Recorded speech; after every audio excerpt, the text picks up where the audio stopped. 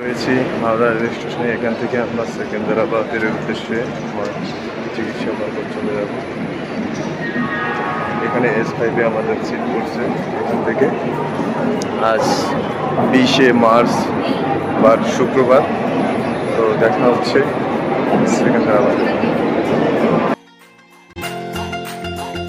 জানলার বাইরে গ্রাম বাংলার এই অপরূপ দৃশ্য দেখতে দেখতে আপনাদের ছোট্ট একটি অনুরোধ করতে চাই। আমার এই ভ্রমণগুলো যদি আপনাদের ভালো লেগে থাকে তবে চ্যানেলটি সাবস্ক্রাইব করে পাশেই থাকুন।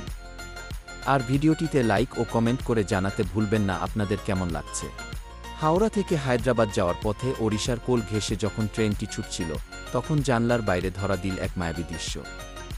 এশিয়ায় বৃহত্তম এবং বিশ্বের দ্বিতীয় বৃহত্তম লোনা জলের লেক চিলিকা। চলুন চিলিকার এই স্নিগ্ধতার সাথে নিয়ে আমরা এগিয়ে চলি আমাদের গন্তব্য নিজামের শহর হায়দ্রাবাদের দিকে।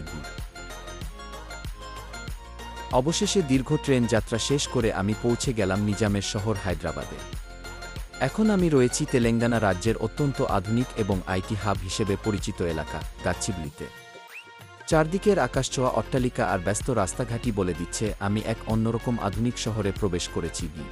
শহর দেখার পাশাপাশি আমার প্রধান গন্তব্য ছিল বিশ্ববিখ্যাত এআইজি এগ হসপিটাল।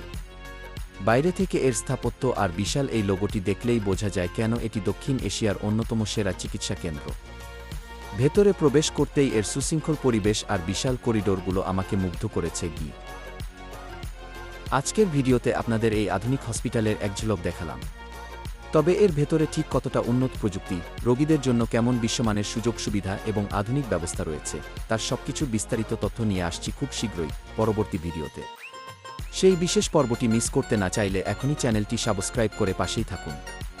দেখা হচ্ছে খুব দ্রুতই। আল্লাহ হাফেজ।